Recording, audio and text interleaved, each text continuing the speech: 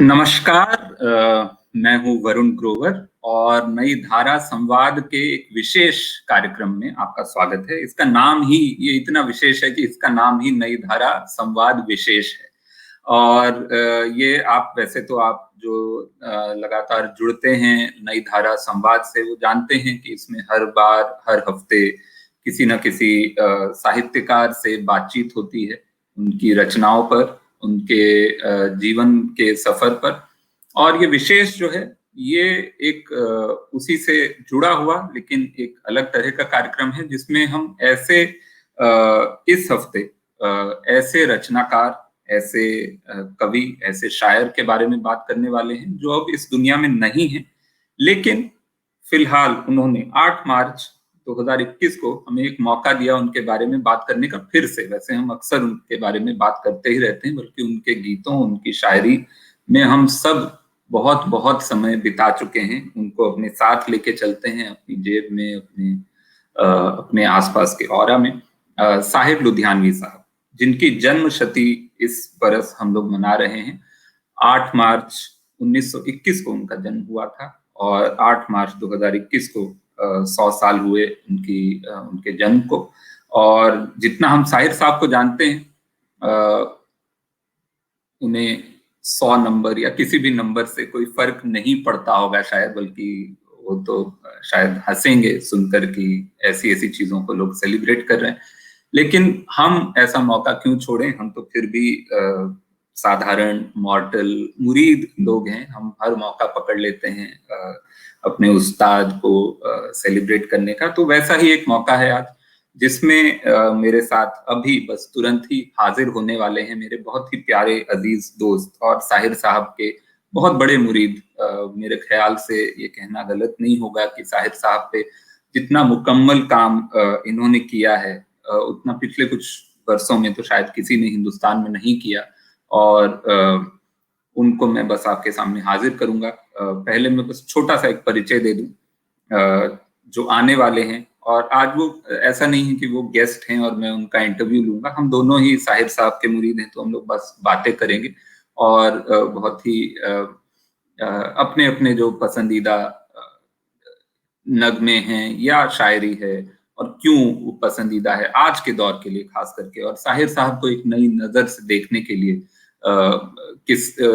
जो भी उसमें एक पर्सपेक्टिव हम लोग दे सकते हैं अपना, बहुत ही पर्सनल सा। ऐसा कुछ नहीं है कि यही एक पर्सपेक्टिव है या इसमें कुछ भी ऐसा वैल्यू का है, लेकिन सिर्फ ये हमारा प्यार है। तो मैं आपके सामने बस पेश करने वाला हूँ अक्षय मनवानी को, जिन्होंने साहिर साहब पे एक किताब लिखी है। उसके अलावा उन्होंने नासिर हुसैन साहब पे भी एक किताब लिखी, उनकी फिल्मों और उनके गानों पे या उनकी फिल्मों के म्यूजिक पे। इसके अलावा बड़ी दिलचस्प सी बात है कि अक्षय मनवानी एक तरफ साहिर साहब पे बहुत ही सुंदर, बहुत ही मुकम्मल काम किया है उन्होंने। एक तरफ वो शायरी और जो हिंदी फिल्म म्यूजिक है उसकी हिस्ट्री और उसका एक जो पूरा सफर रहा है, उसमें बहुत डूबे हैं, बहुत ज्यादा उसमें ज्ञान भी है, लेकिन ज्ञान से ज्यादा मैं कहूंगा प्यार और पर्सपेक्टिव है। और लेकिन दूसरी तरफ अक्षय मनवानी जो है वो NBA जो बास्केटबॉल, अमेरिकन बास्केटबॉल जो है, जो लीग बास्केटबॉल होता है अमेरिका का, उसके कमेंटेटर भी हैं और उसके बहुत बड़े फैन भी हैं। कमेंटेटर तभी बने हैं क्योंकि इनको उसमें बहुत ज्यादा रुचि है। और फिर एक तीसरा इनका पहलू भी है, वो है कि ये वाइल्ड लाइफ फोटोग्राफर हैं और वाइल्ड लाइफ से इनको बहुत ज्यादा प्यार है। बल्कि आप इनके ट्विटर पे जाएंगे तो आपको पता चलेगा कि ज्यादा इनका इस समय रुझान ऐसा लग रहा है कि वाइल्ड लाइफ की तरफ है, जो होना भी चाहिए, क्योंकि इस समय इंसानों ने और खास करके जिस माहौल में इस समय हम हैं, हमारा देश और शायद पूरी दुनिया जिस मुश्किल दौर से गुजर रही है, उसमें इंसानों पर से भरोसा उठ जाना बहुत ही वाजिब है। और ज्यादा मैं परिचय नहीं दूंगा, अब मैं सीधे आपके सामने पेश करूंगा, बुलाऊंगा मेरे प्यारे दोस्त अक्षय मनवानी साहब को। नमस्कार वरुण साहब, शुक्रिया। आपने बहुत ही, मतलब मैं क्या कहूँ, जो तारीफ कराया है शायद ही मैं उसके लायक हूँ। आपने साहिर साहब की बात की तो कुछ लाइनें दोहराना चाहूंगा उनकी कि जी। कल कल कोई मुझको याद करे, क्यों कोई मुझको याद करे, मसरूफ जमाना क्यों मेरे लिए वक्त अपना बर्बाद करे। तो आज हम लोग यहाँ मिल रहे हैं और साहिर साहब के बारे में जिक्र हमारी बातचीत बनी रहेगी। हम लोग बात करेंगे। आपने कहा कि हम दोनों ही उनके मुरीद हैं। मैं तो हैरान रहता हूँ कि उन्होंने किस मानसिक स्थिति में ऐसी लाइनें लिखी होंगी, क्योंकि मसरूफ जमाना क्यों मेरे लिए वक्त अपना बर्बाद करे, मतलब ह्यूमिलिटी मुझे लगता है कि उन लाइनों में जो छलकती है इस महान कवि, इस महान शायर कि वो, मतलब मैं सल्यूट करता हूँ। जी बिल्कुल बिल्कुल बिल्कुल। और इस पे मुझे एक छोटी सी चीज याद आ गई असल में। तो मेरे दो दोस्त हैं, पवन झा और सुब्रत मोहंती, जो एक पॉडकास्ट चलाते हैं हिंदी फिल्म हिस्ट्री और हिंदुस्तान की हिस्ट्री पे, लेकिन वो उसमें बहुत ज्यादा फोकस रहता है आर्ट्स पे, सिनेमा, थिएटर, म्यूजिक। और उनसे बातचीत हो रही थी, वो जल्दी ही, वो भी क्योंकि ये साहिर साहब का जन्म शती वर्ष है, तो उस पे वो सब लोग अब अपने अपने कार्यक्रम कर रहे हैं। वो भी जल्दी ही एक पॉडकास्ट करने वाले हैं, हाल चाल ठीक ठाक है उनका पॉडकास्ट है। तो उनसे बात हो रही थी और उन्होंने इस खास करके जो आपने कहा है कि कैसे साहिर साहब ने साहिर साहब ये लिख रहे हैं, जबकि वैसे वो फिल्म के कैरेक्टर के लिए लिख रहे थे, लेकिन सब जानते हैं कि ये बात साहिर साहब बड़े दिल से उन्होंने जो लिखी है कि मसरूफ जमाना मेरे लिए, या ना कल कोई मुझको याद करे। तो उस बारे में एक छोटी सी बात जो पवन झा साहब ने कही थी वो मुझे याद आ गई कि ये एक दौर आया था 70s में, जब अचानक से ऐसा लगा था कि साहिर साहब ने काम कम कर दिया है, या उनको काम लोगों ने देना कम कर दिया है इस इंडस्ट्री में। और अचानक से एक after the high of the 50s and 60s there came a phase in his life where probably it looked like कि शायद अब साहिर साहब को उतना काम या उस तरह का फिर से अपॉर्चुनिटीज नहीं मिलेंगी। तो हो सकता है ये उस दौर की भी थोड़ी सी कड़वाहट हो, या थोड़ा सा उस दौर की मायूसी हो। उसके अलावा साहिर साहब, जो हम सब जानते हैं कि he was a master and he was a very powerful master and he was somebody who had बहुत एक जो उस्तादों वाली जो अकड़ होती वो भी उनमें बहुत थी। तो मेरे ख्याल से इसमें थोड़ी सी आयरनी भी है, उन्होंने उस तरह से भी लिखा है कि तुम लोग मुझे क्या ही भुलाओगे, लो मैं लिख देता हूँ कि तुम मुझे भूल जाओ, लेकिन भुला नहीं पाओगे। वो मतलब एक उसके पीछे का शायद ये मेरा इंटरप्रिटेशन है कि शायद उसके पीछे उनका वही मकसद रहा हो। बिल्कुल। ये गाना कभी कभी फिल्म से था, तो ये 70s के दशक में रिलीज हुआ था। और अगर आप जैसे कि हम लोग जानते हैं कि 70s का जो दशक है वो एंग्री यंग मैन, यानी कि बच्चन साहब का जो जमाना था सलीम जावेद की फिल्मों का। और इंटरेस्टिंग बात यह है कि जो कि जावेद साहब ने खुद इस बात को माना है कि उनकी पिक्चरों के वजह से जो स्क्रिप्ट लिखी जाती थी सलीम जावेद की फिल्मों में, जो एंग्री यंग मैन का किरदार होता था, उसके पास गाने का मौका ही नहीं होता था। अब जाहिर सी बात है, क्योंकि अगर वो पीटर का इंतजार कर रहा है तो वो कभी कभी मेरे दिल में ख्याल आता है, वो तो कह नहीं सकता। तो और अगर इसके ऑपोजिट, इसके विपरीत हम साहिर साहब को देखें और उनकी हिस्ट्री को समझें, तो 50s-60s में वो जिन प्रकार की फिल्मों के लिए लिख रहे थे उसमें काफी स्कोप होता था कि नैरेटिव को आगे बढ़ाया जा रहा है गाने के माध्यम से। और उस हिसाब से उनको मौका अच्छा मिलता था, सिचुएशंस अच्छी मिलती थी अपने गाने प्रस्तुत करने के, या फिर अच्छे सिचुएशंस मिलते थे कि वो ठीक गाना लिख सके। तो 70s तक आते आते, क्योंकि सलीम जावेद के नाम का जो तूफान आया, जो सैलाब आया, और इंडस्ट्री को जो शिफ्ट एक्सपीरियंस करना पड़ा, उसमें साहिर साहब पीछे रह गए। इनफैक्ट मेरी किताब में ये लिखा भी हुआ है कि यश चोपड़ा मरहूम से जब मैंने उन्हें इंटरव्यू किया था, तो उन्होंने मुझे ये बताया था खुद, वो मेरे सामने बैठे हुए थे और उन्होंने मुझे बताया था कि साहिर साहब बहुत ही अपसेट थे दीवार के सॉन्ग सिचुएशन से, क्योंकि उनके हिसाब से कि उनके पास कोई सिचुएशन ही नहीं था। उनके खुद के अल्फाज ये थे यश चोपड़ा साहब को कि एक सिचुएशन है जिसमें हीरो को नौकरी मिल गई है और दूसरे में उसको नौकरी नहीं मिली है, और यही दो सिचुएशन है जिन पर गाने आए हैं। तो बहुत कठिन था, और शायद उस वजह से उस दौरान जब कभी कभी यश जी ने बनाई, तो आई थिंक दैट वाज शायद ही एक ऐसी फिल्म थी जहां पर रोमांटिक सब्जेक्ट था, उसमें अच्छे सिचुएशंस मिले थे साहिर साहब को कि वो अपने जो रोमांटिक गाने, रुमानी शायरी, तो एक उनकी शायरी का एक बहुत ही खास पहलू था, वो वापस उसमें जाके कंफर्ट ले सकते थे। बट 70s का दशक वो दशक नहीं है जिस वजह से हम साहिर साहब को याद करते हैं। हम साहिर साहब को याद करते हैं उनकी नॉन फिल्म पोएट्री की वजह से, उनकी 50s और 60s में जो उन्होंने काम किया था एस.डी. बर्मन साहब के साथ, प्यासा जैसी फिल्मों में, देवानंद साहब के साथ जो फिल्में बनी थी उनमें जो गाने दिए थे उन्होंने, हाउस नंबर 44, मुनीम जी, टैक्सी ड्राइवर, ऐसी जो पिक्चरें उन्होंने उनके लिए गाने लिखे थे, वो हम उनको इस वजह से याद करते हैं। बिल्कुल बिल्कुल। तो मैं सबसे पहले हम उनके गानों पे ही अब आज बात करेंगे। ऐसी कोशिश है कि कुछ आप कुछ गाने लेकर आए, कुछ मैं लेकर आऊं, और फिर हम लोग उन गानों को एक अपनी नजर से देखें, क्योंकि 3 चीजें हैं साहिर साहब की जिंदगी में, या उनकी शायरी को 3 हिस्सों में वैसे देखा जा सकता, बहुत ही ब्रॉडली स्पीकिंग, पर मैं उस पर बाद में आऊंगा। पहले मैं आपसे जानना चाहता हूं कि साहिर साहब पे आपने जब किताब लिखी तो उसका ट्रिगर क्या था? बचपन से आप साहिर साहब से जुड़े हुए थे आप?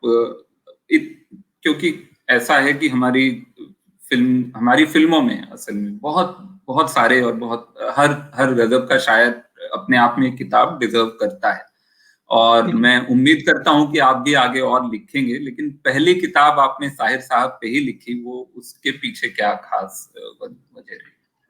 एक्चुअली थोड़ा सा जब मैं पीछे देखता हूं और याद करता हूं तो मुझे लगता है कि कोई एक वजह नहीं थी, शायद इत्तेफाकन थी बात, शायद उस समय बहुत गुस्सा भी था, एंगर था। एंगर इस बात का नहीं था कि मतलब जवानी का जोश, बट एंगर इस बात का था कि एक इतनी बड़ी हस्ती हैं साहिर साहब, और साहिर साहब ही नहीं, साहिर साहब के साथ उस जमाने में जितने भी बड़े सॉन्ग राइटर्स थे उनके बारे में ज्यादा जानकारी है नहीं, अवेलेबल है नहीं, ज्यादा लोगों ने उन पर काम नहीं किया है। थोड़ा बहुत जो काम किया है वो उर्दू साहित्य में साहिर साहब पे कुछ किताबें लिखी गई हैं, पर वो भी उनके बचपन के बारे में और उनकी नॉन फिल्मी शायरी जो है उस पर लिखी गई है। उनकी फिल्म के कंट्रीब्यूशन पर कोई, जहां तक मैंने किताबों का अध्ययन किया था, कोई कंप्लीट किसी ने स्टडी नहीं किया था, और अंग्रेजी भाषा में तो कहीं पर उसका कहीं वर्णन नहीं था, कोई एनालिसिस नहीं था। तो इस वजह से मुझे बहुत गुस्सा आया था। और मुझे याद है कि मैं एक फिल्म वेबसाइट थी filmnirvana.com, उस जमाने में मैं उनके लिए कुछ छोटे से प्रोफाइल्स लिखता था, फिल्म पर्सनालिटीज पर वो वेबसाइट डेडिकेटेड थी। और मुझे जो एडिटर साहिबा थी उन्होंने मुझे एक बड़ी लिस्ट भेजी थी गीतकारों की। उसमें मजरूह साहब थे, कैफी आजमी थे, राजेंद्र किशन साहब थे, शैलेंद्र थे, साहिर साहब थे। और प्रोफाइल्स तो बहुत ही छोटी लिखनी थी, 75 शब्दों की प्रोफाइल्स लिखनी थी, लेकिन चाहे आप 75 शब्दों की प्रोफाइल्स लिखें या फिर अगर आप 7,500 शब्दों की प्रोफाइल लिखें, अगर आप काम ईमानदारी से कर रहे हैं तो आपको काम उतना ही करना पड़ता है, होमवर्क, जिससे आप वो लेख ठीक से लिख पाए।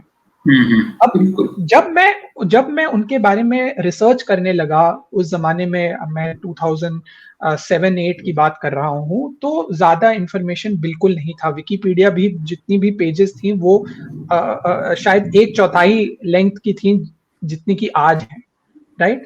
तो ज्यादा इंफॉर्मेशन था नहीं, तो वो वहां से गुस्सा आया कि हम इन लोगों के गानों को जानते हैं।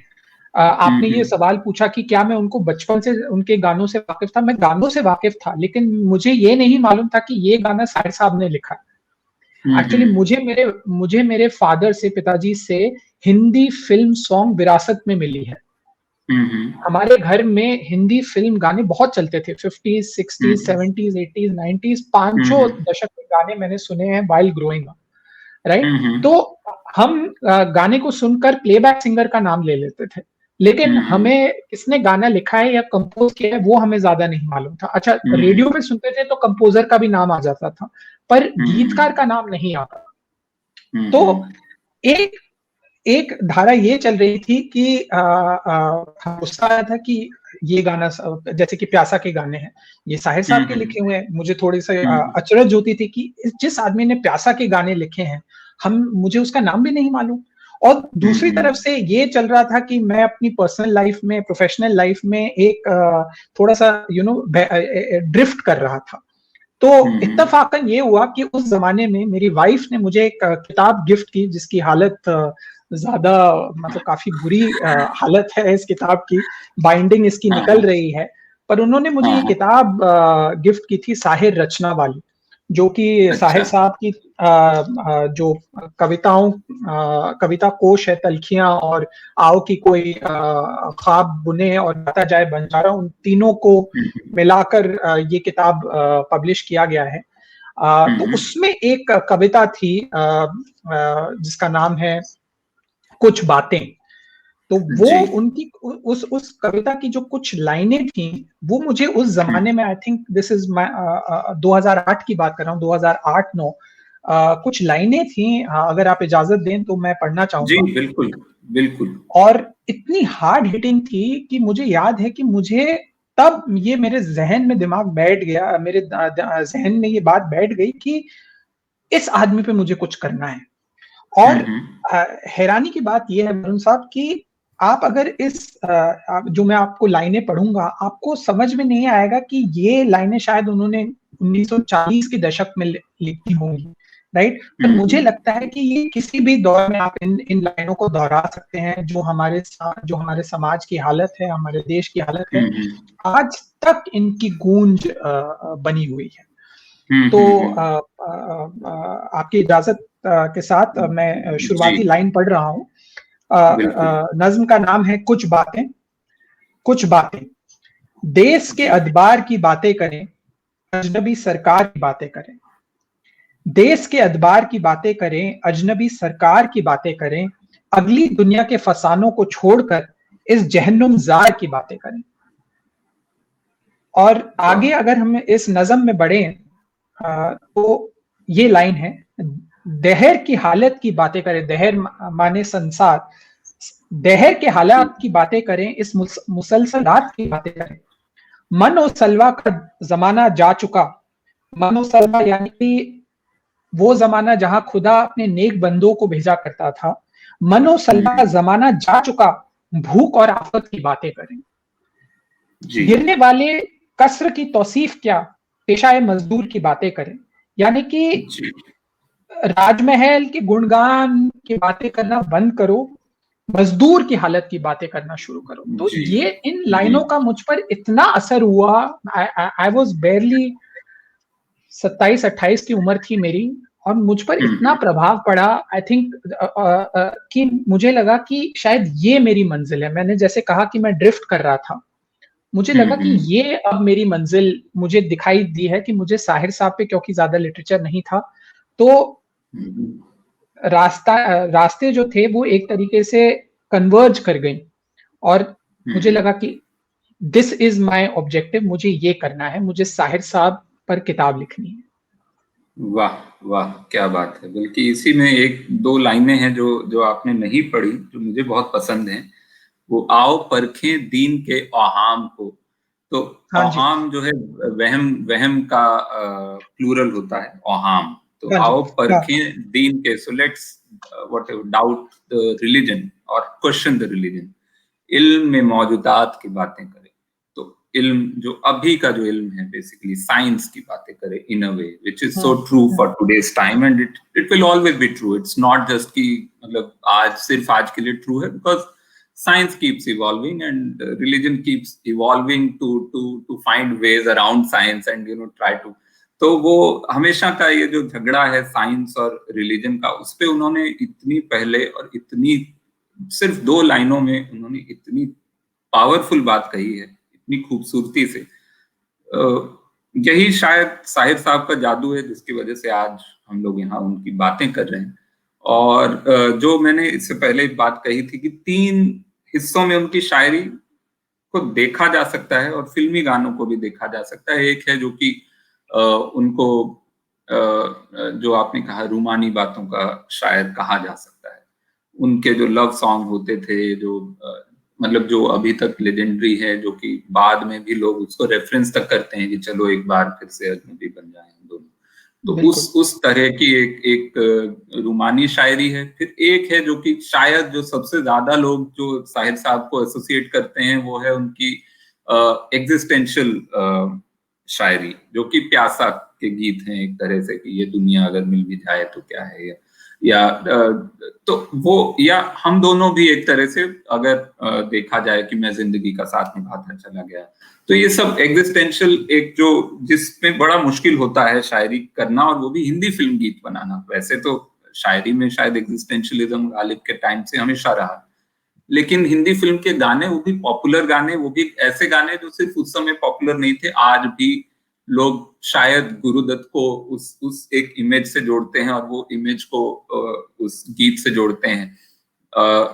वो एक दूसरा हिस्सा है। लेकिन जो तीसरा हिस्सा जिस पे हम लोगों ने बात की थी कि आज हम उस पे ही बात करेंगे, क्योंकि शायद कहीं वो थोड़ा सा इग्नोर भी रह गया है वो हिस्सा साहिर साहब की बात करते हुए। और आज जो जरूरत है मेरे ख्याल से हर आर्ट को, हर तरह के कलाकार को, हर तरह जो भी जिसके पास भी आवाज है, टू क्रिएट आर्ट जो पॉलिटिकल हो, सिर्फ अपने इंटेंट में नहीं, अपने एक्शन में भी। मतलब वो चीज जो साहिर साहब ने, जो जैसा कि अभी आपने जो पढ़ा, बातें करें जो है कुछ बातें, तो उसमें भी वो पॉलिटिक्स उनकी बहुत क्लियरली दिखती है। वो अपनी पॉलिटिक्स को लेकर घुमा फिरा के नहीं, छुपा के नहीं रखते थे, वो सामने लाके रखते थे। और वो पॉलिटिक्स जो शायरी में करना आसान है, आप मुशायरे में जाएं और आप या किताब में लिख दें, लेकिन वही पॉलिटिक्स उन्होंने हिंदी सिनेमा के बीच में लाके रख दी, जहां पे जो हम मानते हैं हिंदी सिनेमा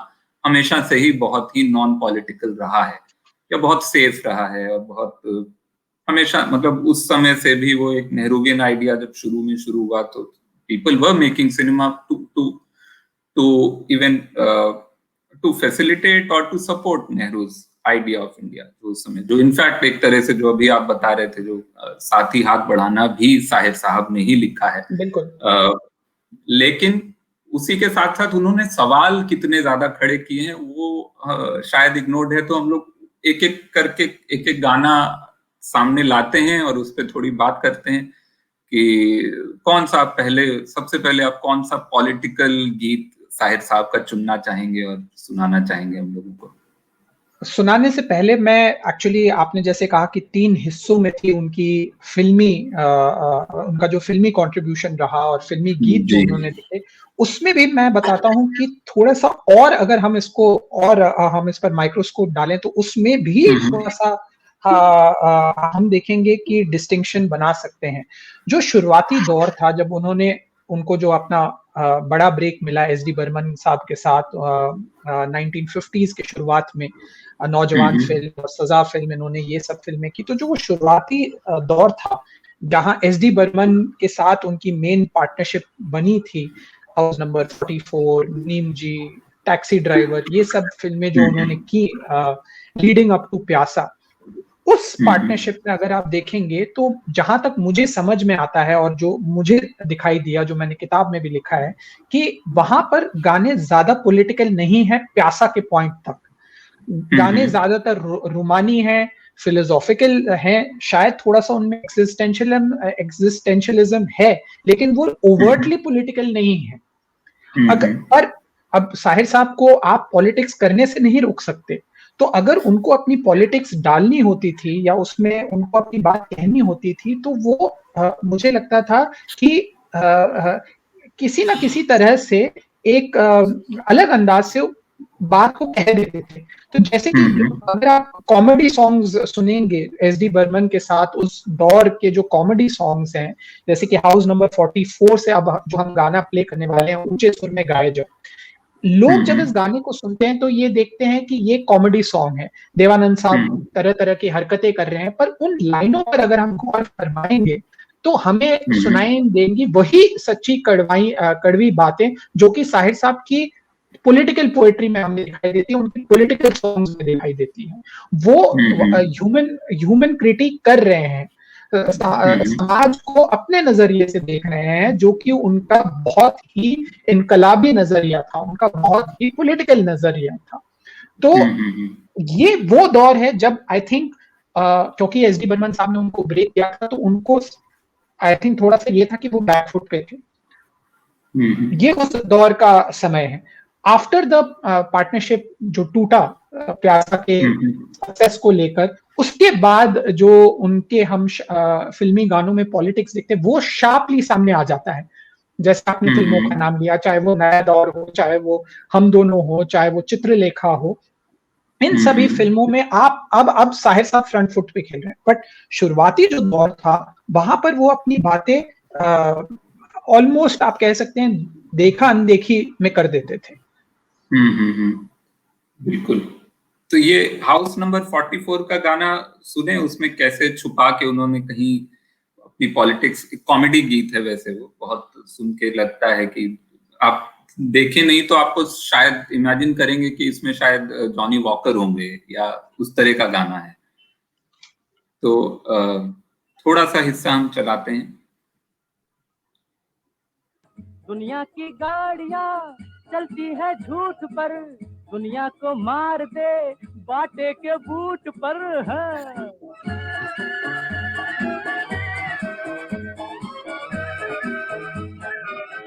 हाँ, दुनिया की गाड़ियां चलती है झूठ पर, दुनिया को मार दे बाटे के बूट पर। क्यों भाई, मैंने ठीक कहा? ठीक कहा। अरे हाँ, ये बहुत अमेजिंग बात है कि उस समय एक गाने में उन्होंने बाटा शब्द इस्तेमाल किया, जो आज हम मानते हैं कि हिंदी लिरिक्स में वो हिंदी अंग्रेजी का मिक्स है, या ब्रांड नेम आ गए हैं, जो कि ब्रांड नेम मतलब अक्सर अब जब से वो झंडू बाम या उस तरह से कई सारे ब्रांड नेम आने शुरू हुए हैं पिछले कुछ सालों में। लेकिन ताहिर साहब ने उस समय एक पॉलिटिकल स्टेटमेंट के साथ एक ब्रांड नेम इस्तेमाल किया है। बिल्कुल बिल्कुल। गजब गजब। तो उससे मुझे उनकी एक नज्म याद आती, क्योंकि एक जो बात की आपने कॉमेडी या सटायर स्पेस में उन्होंने इतनी पॉलिटिकल बात कह दी है कि दुनिया की गाड़ियां चलती हैं झूठ पर, तो उनकी एक नज्म है, गांधी हो या गालिब हो, और ये नज्म उन्होंने शायद लिखी थी, ऐसा जो उसमें रेखता में ऐसा लिखा है कि ये जब गांधी जी की जन्मशती थी, तो आज हम साहिर साहब की जन्मशती पे, उन्होंने जब गांधी जी की जन्मशती थी तो उस समय एक कविता नज्म लिखी थी, जो कि, और अमेजिंग बात यह है कि जब गांधी जी की जन्मशती थी उसी साल मिर्जा गालिब को गुजरे हुए 100 साल हुए थे। तो मिर्जा गालिब 1869 में उनका इंतकाल हुआ है, और 1869 में ही गांधी जी का जन्म हुआ है। एक 7 महीने का बीच में दौर आया जब इस दुनिया में न गालिब थे न गांधी जी थे। बहुत पूरा दौर रहा होगा वो 7 महीने का दुनिया के लिए। लेकिन उसके बाद जब ये 100 साल हुए गांधी जी के जन्मदिन को, तो ये लिखी गई थी एक नज्म, जो कि आपको सुन के लगेगा कि थोड़ी सी सटायर है। और गांधी हो या गालिब हो, खत्म हुआ दोनों का जश्न, आओ उन्हें अब कर दें दफन। तो वो कह रहे हैं कि भाई 100 साल मना लिया आपने, अब उनको है, अब भूल जाओ, क्योंकि हम किसी के हिसाब से नहीं जी रहे हैं। गांधी हो या गालिब हो, खत्म हुआ दोनों का जश्न, आओ उन्हें अब कर दें दफन। खत्म करो तहजीब की बात, बंद करो कल्चर का शोर, सत्य अहिंसा सब बकवास, हम भी कातिल तुम भी चोर। खत्म हुआ दोनों का जश्न, आओ उन्हें अब कर दें दफन। आप आगे की पूरी पढ़ेंगे बाद में, आप पढ़ लीजिएगा, ये जो सुन रहे हैं देख रहे हैं रेखता पे है। और तो इस तरह की चीजें उन्होंने जिंदा रखी। एक तरह का सवाल जवाब जो वो करते थे, और डाउट पे, हम इसके बाद शायद डाउट पे ही आ रहे हैं। या आप कोई और इसी स्पेस का कोई और गीत आपको याद है जो कि बहुत मासूम सा हो, लेकिन या कॉमेडी हो और उसके अंदर कुछ पॉलिटिक्स? गीत तो है, जैसे कि एक और उनका गाना था कि ऊपर वाला जब भी देता छप्पड़, पूरा छप्पड़ फाड़ के देता, और मुझे एग्जैक्ट लाइंस याद नहीं है, बट उसका जो सार ये था कि गरीबों को नहीं देता है, अमीरों को जरूर देता है। तो वो व्यंग्य जो उनकी शायरी में, उनकी गानों में था, वो एक बार फिर से ऑब्वियस हो जाता है। देवानंद साहब की फिल्म थी, मुझे फिल्म याद नहीं आ रही है। तो यही जो आपने जो अभी नज्म का जिक्र किया और उनकी उस नज्म से लाइन पढ़ी, गांधी हो या गालिब हो, उसी सिलसिले में एक और उनकी नज्म थी जश्न गालिब, जो कि गालिब सेंटनरी ईयर पर उन्होंने पढ़ी थी। और उसमें भी उन्होंने उर्दू जुबान पर जो सियासत का खेल खेला जा रहा था, उसको दोबारा से वहां पर बहुत बुरी तरह से क्रिटिसाइज किया था उन्होंने। इनफैक्ट कॉन्टेक्स्ट ये है, लाइन तो ये थी कि गालिब जिसे कहते हैं उर्दू ही का शायर था, उर्दू पे सितम ढाकर गालिब पर ये करम क्यों है, राइट। और एक्चुअली अगर हम इसका कॉन्टेक्स्ट देखें तो यहाँ तो एकदम उन्होंने शार्पली अपनी बात कही है और लोगों को एक्सपोज किया है जो कि ये सियासत का खेल रहे हैं उर्दू जैसी खूबसूरत जबान को लेकर। पर अगर हम इसके कॉन्टेक्स्ट को देखें तो बहुत फेमस शेर था दाग दहलवी साहब का, उर्दू है जिसका नाम हम ही जानते हैं दाग, हिंदुस्तान में धूम हमारे ज़बां की है। तो दाग दहलवी साहब I think 19th century 18th century में रहे होंगे, और उसी के 100 साल बाद या 150 साल बाद ये हालत हो गई थी कि उर्दू जबान पर हमारे ही देश में, जिस देश में उर्दू का जन्म हुआ है, उसी देश में उस पर सियासत किया जा रहा था और कहा जा रहा था कि ये उनकी जबान है। तो यू नो कॉन्टेक्स्ट इज बहुत इंपॉर्टेंट है, बहुत जरूरी होता है। और जहां तक जैसे ये ऊंचे सुर में गाए जाओ, इसका इंपॉर्टेंट पॉइंट ये है वरुण साहब कि ऐसे गाने आपको बहुत सारे मिलेंगे हिंदी सिनेमा में जहां पर बाकी लिरिसिस्ट ने भी यू नो फन सॉन्ग में, कॉमेडी सॉन्ग में, लाइट सॉन्ग में उन्होंने कुछ पॉलिटिकल बात कह दी है। वो हमें इमीडिएटली दिखाई नहीं देता, समझ में नहीं आता, क्योंकि हम सोचते हैं कि यार ये तो कॉमेडी सॉन्ग है, इसको सीरियसली मत लो, राइट। जैसे कि अगर मैं आपको एक उदाहरण दे सकता हूँ तो शैलेंद्र साहब ने बहुत गजब का गाना लिखा है, तेरी धूम हर कहीं, आई थिंक काला बाजार फिल्म का गाना है, तेरी धूम हर कहीं, जहां पर वो बेसिकली इसी बात को कह रहे हैं कि हमारी सोसाइटी इतनी मटेरियलिस्टिक हो चुकी है कि हर जगह हम पैसों की पूजा करते हैं। और जिस तरीके से उस गाने को पिक्चराइज किया गया है, एक रुपए का सिक्का है और कैमरा उसको फॉलो करता है, राइट। तो इस हिसाब से साहिर साहब का जो ये गाना है ऊंचे सुर में गाए जाए या फिर देने वाला जब भी देता, ज्यादा फर्क नहीं है। पर जैसे हम आगे बढ़ते हैं और हम देखते हैं कि उनका स्प्लिट हो गया है एस डी बर्मन साहब के साथ प्यासा के बाद, क्योंकि एस डी बर्मन साहब इस बात से बहुत बुरा मान गए थे कि साहिर साहब क्रेडिट ले रहे हैं या वो कह रहे हैं कि गाने अगर मशहूर हुए हैं तो वो मेरे सॉन्ग राइटिंग की वजह से हुए हैं। और शायद ये कुछ हद तक सही बात भी थी, पर उनको ये बात बुरी लगी और उन्होंने कहा कि मैं दोबारा से इस आदमी के साथ काम नहीं करना चाहता। अब जैसे ये पार्टनरशिप टूटी, उसके बाद जो आप साहिर लुधियानवी को देखते हैं वो असली साहिर लुधियानवी है। अब हम देखते हैं नया दौर, फिर सुबह होगी में जो गाना है जो हम अपने देखने वाले और श्रोताओं के लिए खेलने यहाँ पर बजाने भी वाले हैं, चीनो अरब हमारा, हिंदुस्तान हमारा, रहने को घर नहीं है, सारा जहां हमारा। आई मीन क्या लाइन है। और ये इकबाल की जो नज्म है तराना-ए हिंद, उसको एक तरीके से सटायराइज किया गया है, इतने खूबसूरत तरीके से इतनी गहरी बात की गई है। बट ये हमें साहिर लुधियानवी अब जिस चीज के लिए उन्हें आज भी याद रखा जा रहा है, this is now the Sahir Ludhianvi that हम देखना शुरू कर रहे हैं इस गाने, इस टाइम से 1957-1958 के समय से। बिल्कुल। तो क्या उसका भी एक हिस्सा प्ले किया जाए? बिल्कुल, चीनो अरब हमारा, बिल्कुल। होली भी छिन गई है, बेंचें भी छिन गई है, सड़कों पे घूमता है अब कारवां हमारा।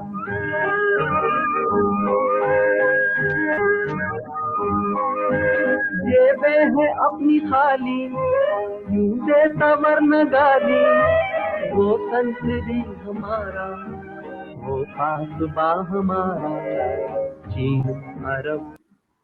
यहाँ से हम साहिर का, आपने जो कहा कि अब एक नया दरवाजा खुला जहाँ पे Sahir started becoming very actively political in his lyrics. मेरे लेखक मित्र हैं, मैं मित्र कहना चाहूंगा, जेरी पिंटो साहब हैं। उनकी एक किताब मैंने पढ़ी थी हेलेन पर, जो कि नेशनल अवार्ड विनिंग किताब है। उसमें उनकी एक लाइन है जो मैंने अंडरलाइन करके रखी हुई है, जो मतलब इट इज मतलब एकदम जिसको कहते हैं ना सत्य वचन कहा है उन्होंने उस लाइन के माध्यम से। उन्होंने उसमें लिखा है, उन्होंने cinema is a collaborative exercise. इन 5 शब्दों में इतना वजन है, क्योंकि अगर आप एक लाइन लिखें और वो लाइन अब तक ही रखें तो उसकी रीच नहीं मिलेगी, वो ऑडियंस तक नहीं पहुंचेगी। उस पर किस प्रकार का गाना सेट किया गया है, किस तरीके से उसे पिक्चराइज किया गया है, ये सब साथ में जाते हैं और तब उसका इम्पैक्ट हमें सही तरीके से पहुंचता है। तो ये जो आपने गाने का जिक्र किया कि संसार से भागे फिरते हो, जो कि चित्रलेखा का गाना है, इसका पहले हमें पिक्चराइजेशन देखना चाहिए और फिर हम इसके बारे में बात कर सकते हैं। जी बिल्कुल, तो गाना पेश किया जाए।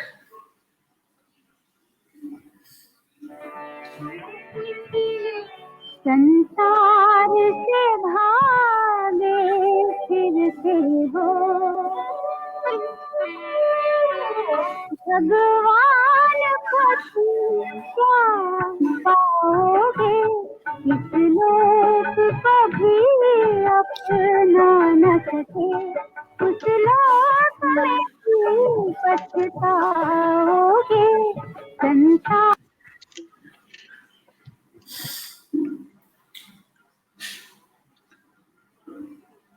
तो हाँ जी, बोलिए आपकी।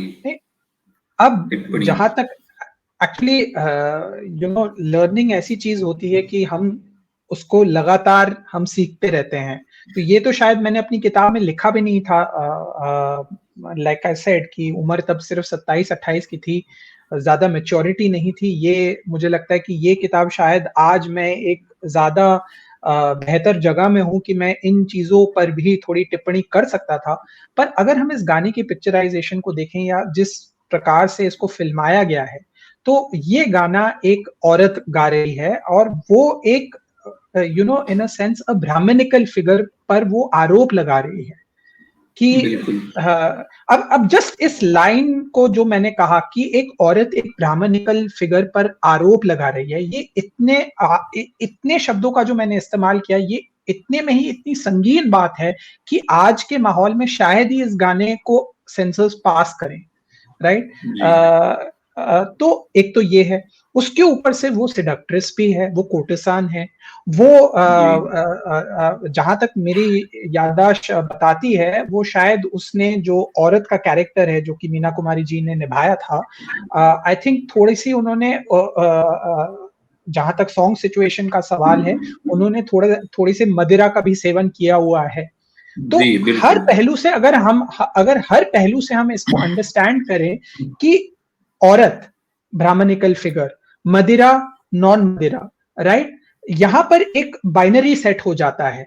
और इसी से जुड़ा हुआ एक और हल्का सा इसी दिशा का एक और गीत है जो कि काजल फिल्म का भजन है, तो उसको भी हम तोरा मन दर्पण कहलाए, जो कि एक्चुअली जो भजन ही है, जो प्रॉपर भजन है, जिसको कि जिसमें किसी तरह का क्रिटिसिज्म नहीं है, लेकिन उसमें भी मैं वही जो आप कह रहे हैं कि क्योंकि ये आजकल हर चीज का मजहब भी देखा जाने लगा है कि जो क्रिएटर हैं उनका क्या मजहब है, भले ही वो तारीफ कर रहे हैं। तो ये इसमें भी मीना कुमारी जो कि मंदिर में बैठकर ये भजन गा रही, लिखने वाले साहिर साहब हैं, और आप उनकी सिर्फ समझ देखिए कि एक और ये पॉसिबल है, और ये हिंदुस्तान में ही पॉसिबल है, जहां पे एक शायर जो है वो शायरी या कविता अपना एक धर्म है, उसके लिए ये नहीं है कि आप जो हमने जो धर्म बनाए हुए हैं उस पे कोई चलता है। शायरी या कला अपने आप में एक धर्म है, और आप उसमें सिर्फ समझ देखिए ये गाने को, मैं जो 2 लाइनें भी आपके सामने पेश करूंगा, जो क्लिप हम चलाएंगे, कितनी गहरी समझ है साहिर साहब की अद्वैत के सिद्धांत की, जो हिंदू धर्म का एक तरह से जो बेसिक कॉन्सेप्ट जिसको कहा जा सकता है, one of the basic concepts, Advaita की इतनी गहरी समझ कि उसको 2 लाइनों में उन्होंने डाल दिया है, 2 लाइनों में उन्होंने गीत में संजो दिया है, और वो उतना खूबसूरत, मुझे मेरा सबसे शायद ही पसंदीदा भजन है पूरा अभी तक हिंदी फिल्म हिस्ट्री का। और इसकी 2 लाइनें, जो 4 लाइनें हैं जो हम प्ले करेंगे, उसके बाद मैं इस पे और 2 बातें और कहूंगा जी। दुख की कलियां, दुख के कांट, मिल सबका आधार। सुख की कलियां, दुख के कांट, मिल सबका आधार। मन से कोई बात छुपे ना, मन के नैन हजार।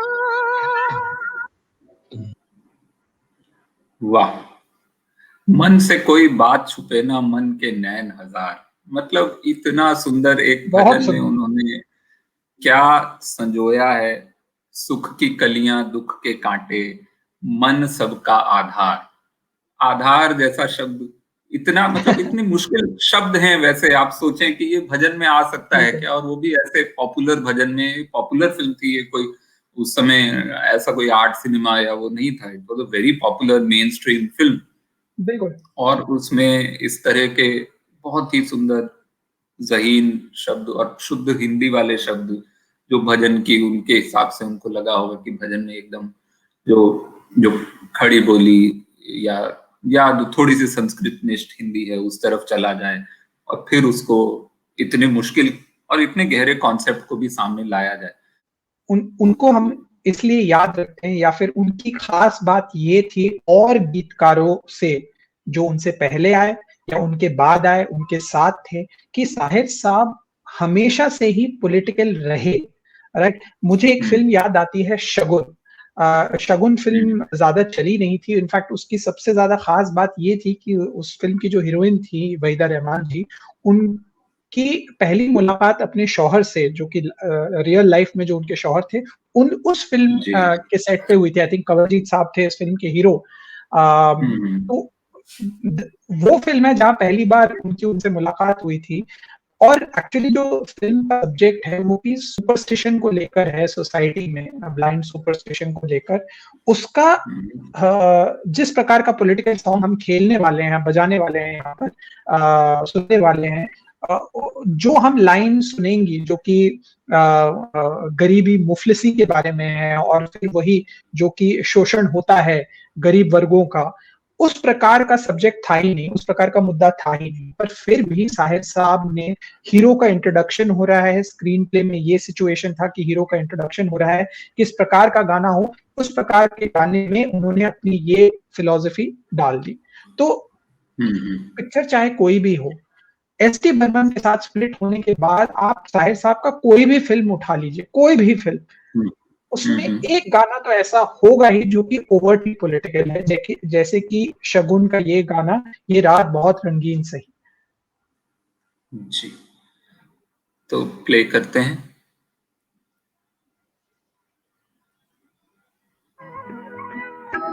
दौलत की कमी ऐसी तो नहीं, फिर भी गुर्बत का राज है क्यों। सिक्के तो करोड़ों ढल ढल कर टकसाल से बाहर आते हैं, किन वारों में खो जाते हैं, किन पर्दों में छुप। सिक्के तो करोड़ों ढल ढल कर टकसाल से बाहर आते हैं, किन गारों में छुप जाते हैं, किन पर्दों में खो जाते हैं। क्या मतलब, क्या लाइंस हैं ये, क्या लाइंस है। एंड मतलब अगर आप फिल्म की स्क्रीन प्ले को देखेंगी तो वहीदा जी इस गाने के बाद अट्रैक्ट हो जाती हैं कंवलजीत साहब के किरदार से। तो मेरा पॉइंट ये था कि जब कोई ऐसी शायरी लिखेगा तो फिर आप कैसे नहीं अट्रैक्ट होंगे उस शख्स से। वही, मैंने भी वीडियो देखा, और मैंने फिल्म तो नहीं देखी, मैंने गाने का वीडियो देखा, और मैंने देखा कि अच्छा, ये इंसान जो है इतने पैशन से अपनी पॉलिटिक्स की बात कर रहा है, और उधर वहीदा जी जो है वो देख के इस पे फिदा हो रही है। तो हाँ, वो सही है, एकदम सच है, मैं भी फिदा हो जाऊंगा ऐसी शायरी पे, बिल्कुल। ऐसे शायर पे। और और और वरुण, एक और चीज है जो मैंने किताब के समय में मुझे ये मेरे ध्यान में नहीं आई थी बात, बट अगर हम काफी जो साहिर साहब की फिल्मों को अब अगर हम बैठ के देखें तो इंटरेस्टिंग बात ये है कि हमें जैसे मालूम है कि उनकी कई नज्मों को फिल्मों में इस्तेमाल किया गया है, उनको यूज किया गया है, जैसे कि जिन्हें नाज है हिंद पर, हम्म, वो पहले से लिखा हुआ एक नज्म था जो कि गुरुदत्त साहब ने कहा कि मुझे अपनी फिल्म के लिए यूज करना है। तो अब सवाल ये होता है कि कई सारी जो शायर साहब ने फिल्मों के लिए गाने लिखे, जैसे कि प्यासा, जैसे कि कभी कभी, जैसे कि गजल, एक फिल्म थी जो ज्यादा चली नहीं, सुनील दत्त साहब की फिल्म थी। इन सभी हम्म, फिल्मों में साहिर साहब ने ऐसे किरदारों के लिए गाने लिखे जो मेन जो किरदार था वो एक शायर था। बरसात की एक हम्म, रात, भारत भूषण साहब हम्म, एक शायर का रोल प्ले कर हम्म, रहे हैं। राज कपूर साहब बिल्कुल। ने फिल्म फिल्म बनाई थी दिल ही तो है, या उसमें एक्टिंग की थी दिल हम्म, ही तो है, वो भी शायर थे। तो अब सवाल ये हम्म, होता है, और ये मैं एक्चुअली पूछना चाहता था अगर वो फिल्म मेकर्स जिंदा होते, कि उन्होंने साहिर साहब को इसलिए उन फिल्मों के लिए चुना क्योंकि उसका जो लीड किरदार था वो एक शायर था, या फिर क्योंकि वो शायर साहब को ले रहे थे तो उन्होंने उसी के मुताबिक अपने मेन किरदार को शायर बनाया। But it is an interesting thing to take note of. बिल्कुल। और अच्छा, ये जो बात है कि साहिर साहब के हर करीब करीब आपने कहा हर फिल्म में कम से कम एक गाना ऐसा होता था जो कि उनकी पॉलिटिक्स को सामने लेके आता था। तो इसके पीछे बिल्कुल उनका प्रोग्रेसिव राइटर्स एसोसिएशन से जुड़ना भी एक वो रहा होगा। आप ऐसा मानते हैं कि उससे जो एसोसिएशन था, या उसके जो वो मेंबर थे, या मेंबर क्या बल्कि एक तरह से उसके बहुत बुलंद आवाज थे वो प्रोग्रेसिव राइटर्स एसोसिएशन के, तो क्या उससे बिल्कुल। कितना साहिर साहब प्रभाव को रहा? साहिर साहब को एक्चुअली साहित्य की दुनिया में ऑलरेडी रिकग्निशन मिल चुकी थी। वो ऑलरेडी प्रोग्रेसिव राइटर्स मूवमेंट से जुड़ चुके थे।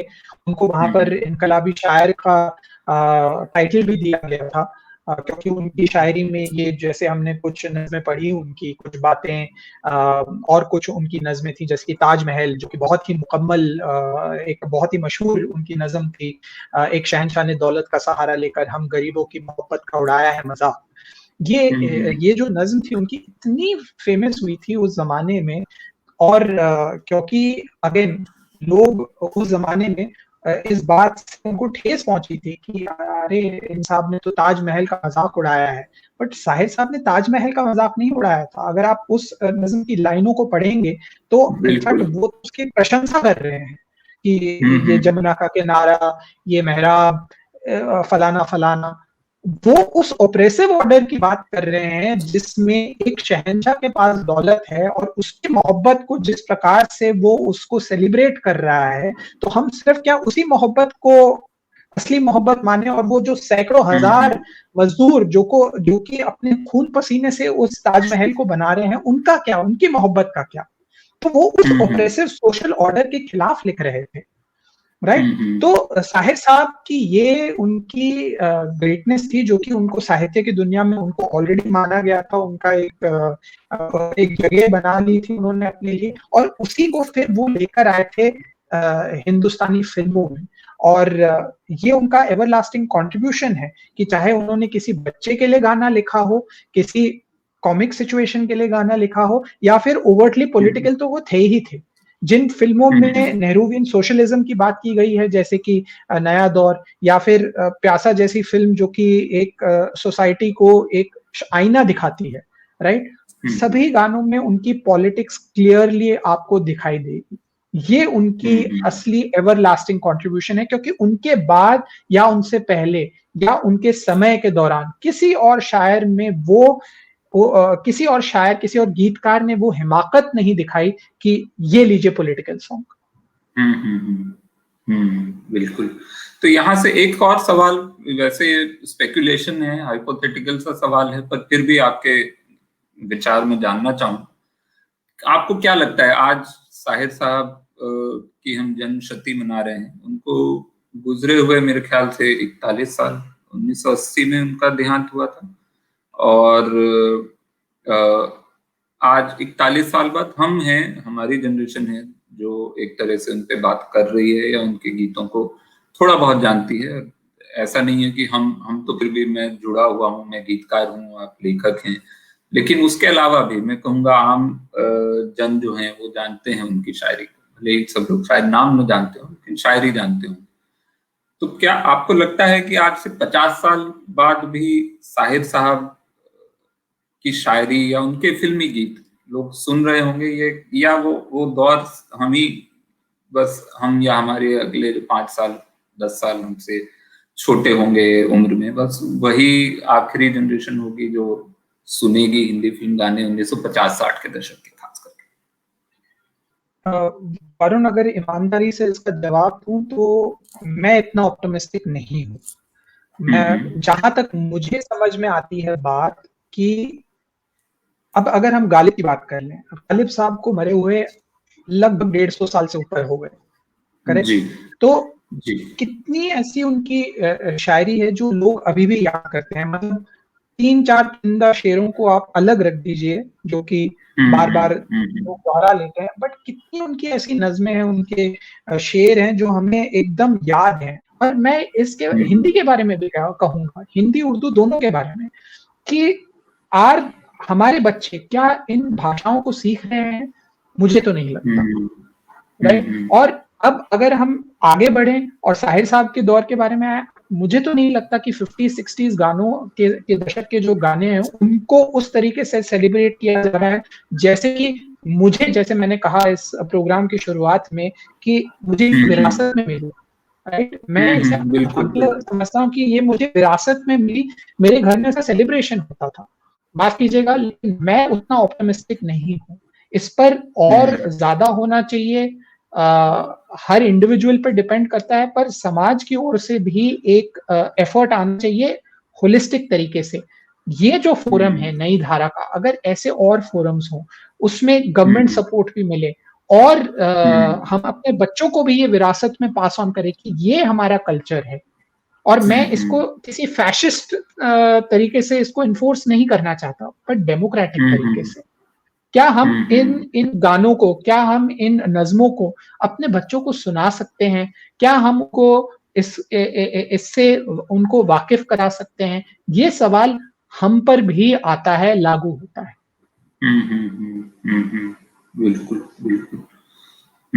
तो इससे मुझे ये जो आपने जो पेसिमिस्टिक, थोड़ा सा पेसिमिस्टिक तो नहीं है, मैं कहूँगा रियलिस्टिक ही है एक्चुअली ये पॉइंट ऑफ व्यू। मैं भी मानता हूँ कि बहुत ही मुश्किल होगा आज से 40 साल बाद कोई बैठकर, या मान लीजिए जब 150 साल होंगे साहिर साहब के जन्म को, तो क्या 150 साल पे कोई कार्यक्रम होगा, कहना बड़ा मुश्किल है, पर लगता नहीं है कि होगा।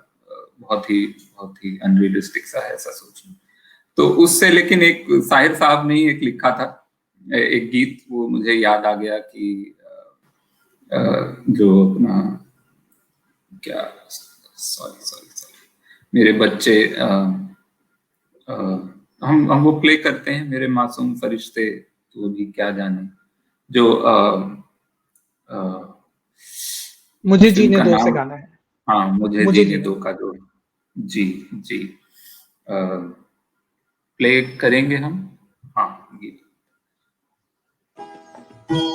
मेरे मासूम फरिश्ते तू अभी क्या जाने, तुझको किसके गुनाह की सजा मिलनी है। दीन और धर्म के मारे हुए इंसानों की जो नजर मिलनी है तुझको, वो खफा मिलनी है। तो ये जो गीत है, जिसमें उन्होंने एक तरह से यही पेसिमिस्टिक तो नहीं, रियलिस्टिक वर्ल्ड व्यू दिया है आने वाली जनरेशन को, कि मतलब मैं तुझे दुआ देती हूँ, कि एक तरह से दुआ ही दे सकती हूँ, लेकिन शायद दुनिया अच्छी नहीं है बड़े होकर, जो बहुत ही खूबसूरती से फिल्म में इतना सुंदर इस्तेमाल किया है। जहां वो बात कर रही है एक बच्चे से, माँ वहीदा रहमान, लेकिन साथ ही साथ जो पीछे एक जो डिस्कार्ड है सोसाइटी का, एक जो या जो पराया है या आउटलायर है, आई am not getting the right English word for that, basically जो अपने सुनील दत्त का किरदार है, जिसको समाज ने एक तरह से छोड़ दिया है अपने हाल पे, वो अपना बचपन वो शायद देख रहा है, और यहाँ पे वो एक बच्चे को जो कि तो दोनों की डेस्टिनीज जुड़ जाती हैं। एक बच्चा जो अभी आया है इस दुनिया में, और एक जो कि शायद हार चुका है दुनिया से, जो सुनील दत्त साहब का डाकू का किरदार है। तो वहां से ये भी again, it is not a very political song that way, but it is still a political song because it does talk about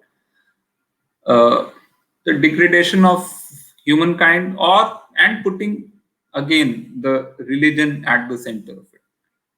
यहाँ भी जो लाइनें हैं, दीन और धर्म के मारे हुए इंसानों की जो नजर मिलनी है तुझको वो खफा मिलनी है। तो क्या बात है, क्या अंदाज है इतनी मुश्किल और गहरी बात कहने का। दो लाइन में उन्होंने इतने प्यार से ये बात कही है।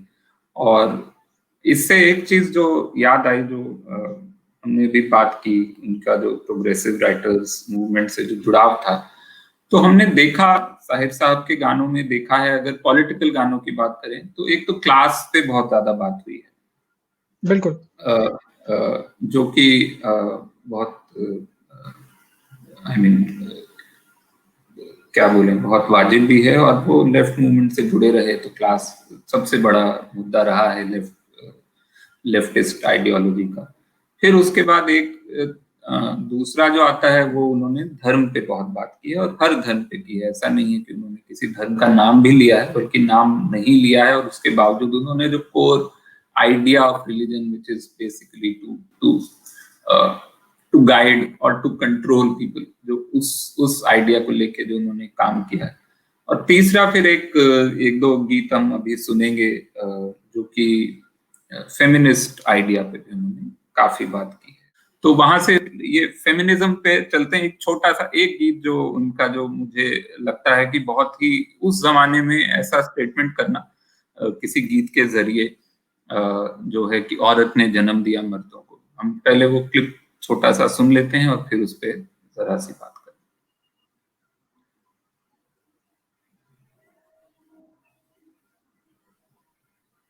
मर्दों ने बनाई जो रस्में, उनको हक का फरमान कहो। औरत के जिंदा जलने को कुर्बानी और बलिदान कहो। किस्मत के बदले रोटी दी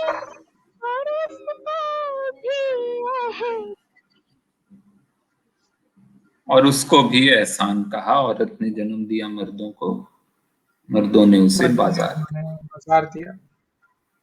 तो क्या मतलब, बहुत ही पावरफुल गीत है। और ये मैंने शायद जब से सुना है तब से मैं ढूंढता रहता हूँ कि इससे तगड़ा कोई फेमिनिस्ट गीत हिंदी फिल्म में आए, तो मुझे नहीं लगता है अभी तक आया है। इतनी जो कोर आइडिया है कि मर्दों ने बनाई जो रस्में, उनको हक का फरमान दिया, औरत के जिंदा जलने को कुर्बानी और बलिदान का, उनको हक का फरमान कहा।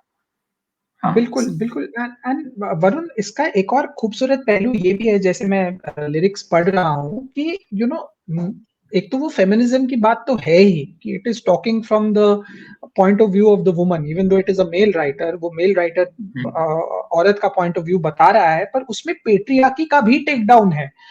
औरत के जिंदा जलने को कुर्बानी और बलिदान कहा, ये पेट्रियार्की का टेक डाउन है। तो इट इज नॉट जस्ट कि वो फेमिनिज्म को कह रही है कि यार ऐसा होना चाहिए, बट वो पेट्रियार्की को टेक डाउन भी कर रहा है। और अगेन इसके लिए साहिर साहब की तो खैर फेमस बात है ही कि उन्होंने कहा ना कि अगर आप मेरी जिंदगी को, अगर आप मेरी शायरी को समझना चाहते हैं तो आपको मेरी जिंदगी से वाकिफ होना ही होगा।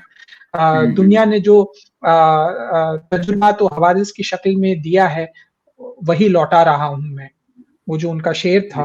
और जो मदर फिगर का उनकी जिंदगी में अहमियत, उनकी जो अहमियत थी उनकी मदर की, जिस प्रकार से उन पर जुल्म ढाए गए। His mother was I think his 11th और हिज फादर्स 11th और 12th वाइफ, राइट।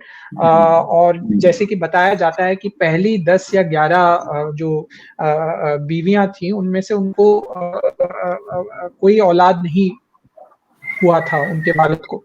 और ये जो 12th वाइफ थी उनसे साहिर साहब जन्मे थे। और फिर जब मियाँ बीवी का सेपरेशन हो गया था, क्योंकि फादर एक बहुत ही अय्याश किस्म के पर्सनालिटी थे, तो वो जो उन्होंने देखा उस ब्रीफ पीरियड के लिए एज अ चाइल्ड, कि जिस प्रकार की उनकी मदर पर जुल्में ढाई जा रही थी, जिस प्रकार के शख्स थे उनके फादर, बहुत ही अय्याश जमींदार, वर्कर्स को मिसट्रीट करना, वो सब उनके गानों में दिखाई देता है। चाहे आप ये गाना पकड़ के जो अभी हमने खेला फ्रॉम साधना फिल्म, या फ्रॉम साधना फिल्म, या फिर जिन्हें नाज है हिंद पर मदद चाहती है हवा की बेटी, यशोदा की हम जिन्स राधा की बेटी, ये सब जो लाइंस ऑफ एम्पैथी हैं ये सब वहीं से आता है, जिस प्रकार का उनका नजरिया था अपनी मदर को लेकर। तो अब मेरे ख्याल से आज की बातचीत बस आप कुछ एक फाइनल कमेंट्स अपने देते हुए आप कुछ बोलें, और फिर मैं एक पब्लिक सर्विस अनाउंसमेंट भी कर दूंगा उसके बाद, और फिर हम लोग अलविदा कहेंगे। आई थिंक साहिर साहब इज, आई मीन, जो भी उसको उनको डिस्कवर करेगा, उनकी शायरी को डिस्कवर करेगा, वो ये रियलाइज करेगा कि वो जो शख्स था, वो उनकी शायरी जो थी वो टाइमलेस है। ये हम पर भी थोड़ा सा आई थिंक दारोमदार रिस्पॉन्सिबिलिटी है कि हम उनकी शायरी से इंट्रोड्यूस हों। ऐसे जो प्रोग्राम्स हैं, ऐसे जो फोरम्स हैं, ये हमें हेल्प करती हैं। बट अगर आपको आपकी इस ओर थोड़ी रुचि बढ़ती है तो आप साहिर साहब की और कई सारी नज़में हैं, हमने ताजमहल का जिक्र किया, आवाज़े आदम है, बहुत सारी ऐसी उनकी नज़में हैं जिनको पढ़ने से लिटरली मैं कह रहा हूँ रोंगटे खड़े हो जाते हैं। मेरे साथ ऐसा ही हुआ था। मैंने कभी उनकी नॉन फिल्म शायरी नहीं सुनी थी, जब मुझे ये किताब दी गई थी तब मैं उनकी नॉन फिल्म शायरी से वाकिफ हुआ था। और मैं सच्ची तरीके से कह सकता हूँ कि it has been personally, I am not, मैं ये नहीं कह रहा कि मैं एक बहुत बड़ा स्टार बन गया हूँ, बट मेरे में एक चेंज आया है। और उसके लिए मैं साहिर साहब मरहूम, मैं उनसे कभी मिला नहीं, उनका इंतकाल मेरे पैदा होने के 1 साल बाद हो गया था। मेरा उनसे कभी मुलाकात नहीं हुआ, बट आई पर्सनली फील कि उनकी शायरी को पढ़ने के बाद, उनके गीतों को ध्यान से सुनने के बाद कुछ हद तक मुझे, मैं एक और थोड़ा सा बेहतर इंसान बनाऊं बस। बिल्कुल बिल्कुल। और यही मेरे ख्याल से अच्छी शायरी, अच्छी आर्ट की यही एक तरह से पहचान भी होती है। वो आपके साथ रहती भी और धीरे धीरे आपको बदलती भी रहती है, और ज्यादातर केसेस में सुधारती ही है, सिर्फ बदलती नहीं है, मतलब बिगाड़ भी सकती है। जाते जाते पहले तो अक्षय मनवानी साहब का शुक्रिया अपना टाइम देने के लिए, और अपनी इतने सारे जो एक्सपीरियंस हैं किताब लिखने के, और साहिर साहब को जानने का जो प्रोसेस रहा और उनको अप्रिशिएट करने का जो प्रोसेस रहा, जो चलता ही रहेगा। और वो कम से कम इतना तो हम कह सकते हैं, भले ही हम लोग कितने ही पेसिमिस्टिक हो, कि हम लोग तो वो करते रहेंगे, बाकी आगे की जनरेशन न करे या न कर पाए, और उसमें कहीं शायद हमारा भी फेलियर है। हमारी जनरेशन, अगर अगली जनरेशन को कुछ नहीं मिल रहा है, पेड़ नहीं मिल रहे हैं, तो किसी ने तो काटे हैं, और वो जिसने भी काटे हैं वो उसको इल्जाम भी लेना पड़ेगा। तो हम मानेंगे कि शायद हमारा भी फेलियर है, हमारी जनरेशन का फेलियर है कि ये चीज आगे नहीं जा रही। लेकिन जो लोग ये कार्यक्रम देख रहे हैं, सुन रहे हैं, साहिर साहब को अगर आप थोड़ा बहुत जानते हैं फिल्मी गीतों से, तो उससे आगे जाइए, उन फिल्मी गीतों तक पहुंचिए जो पॉपुलर नहीं है। आपको किसी फिल्म का एक गीत पसंद आया है तो आप पूरा एल्बम सुनिए और देखिए कि उसमें और बहुत सारे हिडन जेम्स हैं। और फिर उसके बाद आप उनकी शायरी पढ़िए, जो कि नॉन फिल्म शायरी है, उनकी नज़में पढ़िए, उनकी गजलें पढ़िए, और शायद आपकी जिंदगी थोड़ी और बेहतर हो जाए। आज के समय में जहाँ वैसे ही इतनी मैं कल ही बोल रहा था कि पिछले शायद 1.5 साल से कोई ऐसा महीना नहीं गुजरा है मेरी जिंदगी में और शायद ज्यादातर लोगों की जिंदगी में जब ये ना लगा हो कि अरे पिछला महीना इससे बेहतर था। हर महीना ऐसा लग रहा है कि मुश्किलें बढ़ती जा रही हैं इंसान की जिंदगी की और अंधेरा बढ़ता जा रहा है, पर उम्मीद है कि अंधेरा शायद वो दिन भी आएगा, क्योंकि रात लंबी है मगर रात ही तो कभी ना कभी तो सुबह होगी, ऐसा हम मानते हैं। और इसीलिए एक छोटा सा इनिशिएटिव जो शुरू किया है नई धारा संवाद ने, वो ये है कि आप लोग अगर ऐसी रचनाएं भेजें जो कि या आप लोग ऐसी रचनाएं पढ़ना चाहते हैं जो कि आपको आपका आपके मन का अंधेरा थोड़ा सा कम कर सकें, आपको थोड़ी सी उम्मीद दे सकें इस मुश्किल समय में, आपको कोई रास्ता दिखा सकें, रास्ता नहीं भी दिखाएं तो हाथ पकड़ के आपके साथ बैठ सकें, तो ऐसी रचनाएं आप भेज सकते हैं। ऐसी रचनाएं आप अपनी लिखी हुई भेज सकते हैं, ऐसी रचनाएं आप जो आपको पसंद हो, जिनसे आप प्रभावित हो चुके हों, आप वो रचनाएं भेज सकते हैं। नई धारा, ये ईमेल आईडी नीचे आ जाएगा, आप उस ईमेल आईडी पे भेज सकते हैं। और छोटी कहानियां हो, लघु कथाएं हो, वो भी आप भेज सकते हैं, उसकी भी शब्द लिमिट जो है वो भी आपको यहाँ बता दी जाएगी। और आप भेजें और फिर उनको आप भी साझा करें, हम लोग भी साझा करेंगे। ऐसी कुछ ना कुछ करके, हाथ पकड़ के, कविताओं के सहारे ये मुश्किल वक्त हम लोग गुजार लेंगे। और उम्मीद है कि वो सुबह कभी तो आएगी। और जाते जाते साहिर साहब की ये जो 4-6 लाइनें हैं, एक उनकी उनकी जो नज्म है, गजल है असल में, भड़का रहे हैं लबे नगमागर से हम, भड़का रहे हैं आग लबे नगमागर से हम, खामोश क्यों रहेंगे जमाने के डर से हम, कुछ और बढ़ गए जो अंधेरे तो क्या हुआ, मायूस तो नहीं है तुलुए सहर से हम, ले दे के अपने पास फकत एक नजर तो है, ले दे के अपने पास फकत एक नजर तो है, क्यों देखें जिंदगी को किसी की नजर से हम, माना कि इस जमी को न गुलजार कर सके, माना कि इस जमी को न गुलजार कर सके, कुछ हार कम तो कर गए गुजरे जिधर से हम। तो शुक्रिया ऑन दैट नोट, बहुत बहुत शुक्रिया जुड़ने का, बहुत बहुत शुक्रिया नई धारा संवाद को अपना प्यार देने का, और ये नई धारा संवाद विशेष को देखने का साहिर लुधियानवी साहब। और उनकी रचनाओं का हम पे हमेशा एहसान रहेगा, वो हमारी जिंदगी में बहुत साथ चली हैं, बहुत साथ चलेंगी। आप लोग भी उनको पढ़ते रहें, सुनते रहें, सुनाते रहें। शुक्रिया आप सबका, शुक्रिया अक्षय मनवानी का। Thank you, bye.